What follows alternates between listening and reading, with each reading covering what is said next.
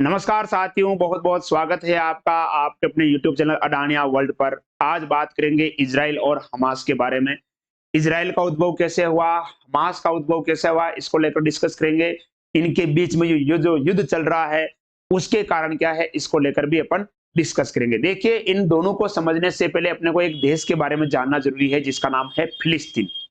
1948 से पहले की अगर बात की जाए तो इजराइल नाम का कोई देश नहीं था, केवल एक ही देश था, फिलिस्तीन। तो इजराइल कैसे आया, इसको लेकर बात करेंगे। हमास कैसे आया, इसको लेकर भी बात करेंगे। हाल ही में आपने देखा होगा कि जो हमास है इसने इजराइल पर ताबड़तोड़ हमले किए हैं।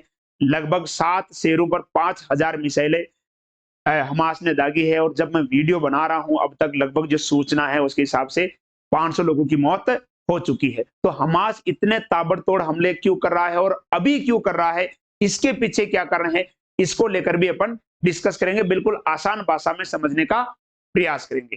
तो अगर अपन देखें, जो फिलिस्तीन देश है वो किस प्रकार से था, तो अगर आप देखोगे ये जो आपको हरा रंग दिखाई दे रहा है, ये हरा रंग क्या है, फिलिस्तीन देश है। ये स्थिति है 1948 से पहले की।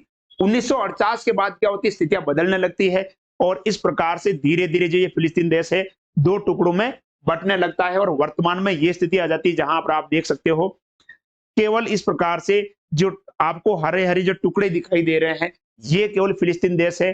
और जहां 1948 से पहले इजराइल नाम का कोई देश नहीं था, उसने धीरे धीरे जो ये व्हाइट रंग जो आप देख रहे हो, ये इजराइल देश है। तो इस प्रकार से इजराइल ने अपना अस्तित्व जो यहाँ पर स्थापित किया, वो कैसे किया, इसको लेकर भी डिस्कस करेंगे। 1948 से पहले इजराइल देश क्यों नहीं था, इस पर लेकर डिस्कस करते। देखिए, एक महाद्वीप है यूरोप। यूरोप महाद्वीप में क्या था, एक देश है जर्मनी। जर्मनी के अंदर क्रिश्चियन और जो यहूदी है उनके बीच में क्या हो जाता है, किसी बात को लेकर विवाद हो जाता है। और वहां का जो नाजी समुदाय है वो यहूदी पर क्या कर देता है, आक्रमण कर देता है। और आक्रमण की वजह से जो यहूदी हैं वो अपने लिए एक देश की तलाश में जुट जाते हैं कि हमें कोई एक ऐसी लैंड मिल जाए जहां हम अपने को सुरक्षित महसूस कर सके।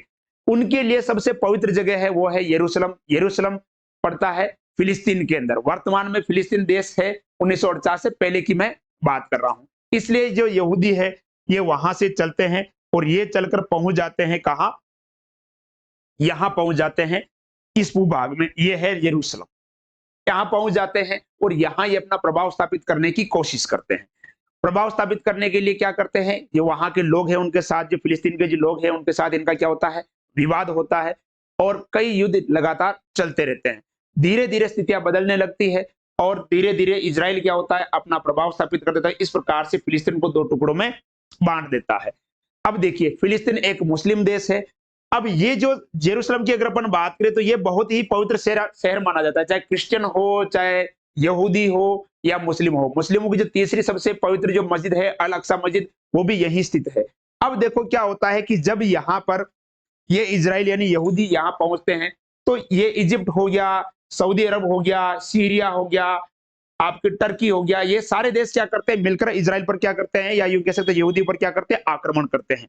उन सभी आक्रमणकारियों का जो यहूदी है मुंह तोड़कर जवाब देते हैं और सबको क्या कर देते हैं, खदेड़ देते हैं। सारे देश डरकर क्या हो जाते हैं, बैठ जाते हैं। अब देखिए, यहां पर एक टुकड़ा जो यहां पर आप देख सकते हो, ये फिलिस्तीन है, ये भी फिलिस्तीन है, यानी ये भी मुस्लिम और ये भी मुस्लिम। ये जो आप टुकड़ा देख रहे हो, इसको कहते हैं गाजा पट्टी। इसको कहते हैं गाजा पट्टी। अब क्या होता है, ये जो गाजा पट्टी के जो लोग हैं ये कोशिश करते हैं कि जो इजराइल है फिर से इस पर हम क्या कर ले, अपना अधिकार कर ले। इनको दबाने के लिए जो इजरायली सरकार है वो क्या करती है, गाजा पट्टी के जो युवा है उन युवाओं को वहां की सरकार के खिलाफ क्या कर देती है, भड़का देती है। ये जो युवा है उनकी सरकार के खिलाफ झंडा उठा लेते हैं और सरकार क्या हो जाती है, गिर जाती है। आगे चलकर यही जो युवा है एक संगठन का निर्माण करते हैं जिसे हम क्या कहते हैं, हमास कहते हैं। जिसे क्या कहते हैं, हमास कहते हैं।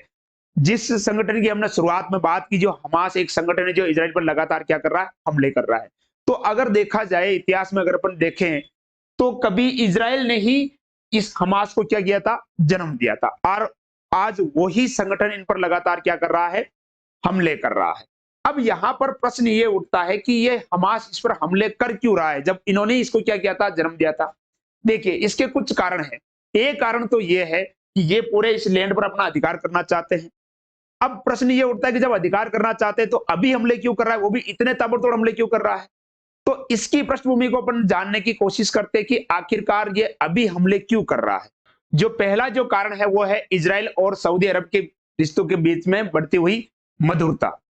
देखिए, सऊदी अरब एक मुस्लिम देश है और अगर इजराइल के साथ उनके संबंधों में अगर मधुरता आएगी तो जो दूसरे मुस्लिम देश है वो क्या हो जाएंगे, सऊदी अरब के साथ हो जाएंगे। ऐसे में हमास की फंडिंग क्या हो सकती है, बंद हो सकती है। एक कारण तो ये है। दूसरा कारण ये है कि जो इजराइल है, इजराइल के अंदर ही जो है सरकार है, उन्होंने कुछ अभी ऐसे फैसले लिए हैं जिसके कारण जो इजराइल की जो जनता है वो सरकार के खिलाफ है। जैसे मान लो जो जुडिशरी सर्विस है उसके जो अधिकार है उसको कम करना, या इसके कारण क्या होता है जो सरकार में भी जो कुछ लोग हैं वो भी सरकार के खिलाफ हो गए, या यहाँ तक कि जो सेना में जो कुछ अधिकारी है वो भी सरकार के खिलाफ हो गए।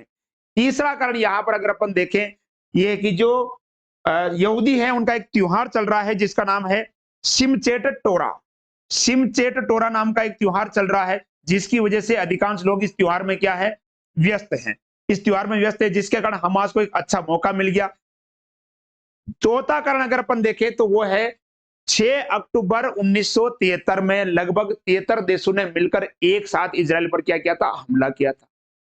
तो अभी उनकी ये 50वीं एनिवर्सरी है और 6 अक्टूबर को वहां के जो लोग हैं इजराइल के वो क्या करते हैं, उपवास रखते हैं, खाना नहीं खाते हैं। यानी उनके लिए ये आस्था का दिन है कि इस दिन हमारे पर क्या हुआ था, हमला हुआ था, लेकिन हमने उस हमले का मुंह तोड़ के क्या दिया था, जवाब दिया था। इस प्रकार से अगर देखें तो इजराइल जो है उसके लिए एक अस्तित्व की लड़ाई है और उसने घोषणा की कि वो हर हाल में जो गाजा पट्टी है उसका अस्तित्व मिटा कर रहेगा। हमास ने खुद के लिए नर्क के द्वार खोल दिए हैं, इसकी भारी कीमत हमास को चुकानी पड़ेगी। अगर बात करें भारत की तो भारत जो है पहले इस मामले में बिल्कुल न्यूट्रल था, लेकिन अब भारत ने खुलकर इजराइल का समर्थन किया है। अमेरिका जो है वो भी इजराइल के समर्थन में आ चुका है। लेकिन अगर अपन देखें इजराइल के आसपास के जो देश है जैसे इजिप्ट है, सऊदी अरब है, सीरिया है, लेबनान, लेबनान के अंदर अगर अपन देखें एक आतंकी संगठन है हिजबुल, उसने भी जो है आक्रमण कर दिया है किसके ऊपर, इजराइल के ऊपर। लेबनान के अंदर जो हिजबुल आतंकी संगठन है इसकी फंडिंग की जाती है ईरान के द्वारा की जाती है, क्योंकि ईरान की जो दूरी है ना वो इजराइल से थोड़ी ज्यादा है, इसलिए वो वहां तक नहीं पहुंच पाते हैं। अब थोड़ी आगे बात करते हैं, कुछ कबूतर जो है वो सामने निकल कर आए हैं, उन कबूतरों को लेकर अपन बात करते हैं। देखिए ये यहाँ पर आप देख सकते हो, ये कबूतर है ना, ये कह रहे कि हम भी इजराइल पर क्या करेंगे, हमला करेंगे। लेकिन उन्होंने ईरान से कहा कि हमारे पास जहाज नहीं है, हम उड़ के वहां नहीं जा सकते, हम सड़क मार्ग से जाना चाहते हैं। अगर हमें ईरान, इराक, सीरिया अगर मान लो रास्ता दे दें तो हम यहां पर क्या पहुंच जाएंगे, इजराइल पर पहुंचकर वहां पर क्या करेंगे, हमला करेंगे। तो जो तालिबान आतंकी संगठन है उसने भी यहां पर तैयारी कर ली है इजराइल पर हमला करने की। अब यहां पर बात करें कि भारत के लिए यहां पर क्या मुश्किलें हो सकती है। देखिए अगर आपको ध्यान में हो तो हाल ही में G20 सम्मेलन के अंदर हमने एक आईमेक नाम का एक समझौता हुआ था जिसका नाम है Indian middle east Europe corridor. ये जो है इंडिया से सऊदी अरब, सऊदी अरब से इजराइल और इजराइल से यूरोप। अगर इजराइल और सऊदी अरब के अगर रिश्ते खराब होते हैं तो जो हमने आईमेक नाम का जो समझौता हुआ था उसमें किसी प्रकार की समस्याएं आगे देखने को मिल सकती है। ये जो सपना है, अगर इजराइल और सऊदी अरब के रिश्ते बिगड़ते हैं तो ये भारत के लिए भी एक अच्छा संकेत नहीं माना जा सकता।